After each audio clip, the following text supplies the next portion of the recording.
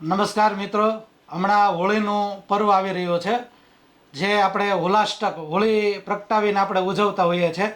જેમાં આપણે હોળીને બનાવવા માટે આપણે લાકડું કે અન્ય વસ્તુઓ જેમ કે પતંગ છે, વેસ્ટ આપણું જે ફર્નિચર નીકળે એમાંથી પ્લાય, એમાં સનમાઇકો લગાડેલો હોય છે જે કેમિકલ છે, તો આ પણ આપણે લેતા હોઈએ છીએ.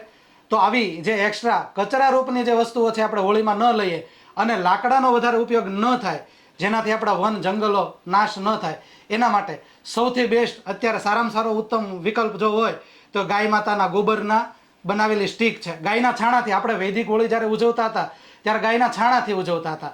એ જ રૂપમાં અત્યારે ક્વોન્ટિટી રૂપમાં જો આપણે વસ્તુ જોઈતી તો એના માટે સ્ટીક ઉપલબ્ધ છે. ઘણી બધી ગૌશાળાઓ આપણે શહેરની આજુબાજુમાં છે, ગામડાઓમાં છે.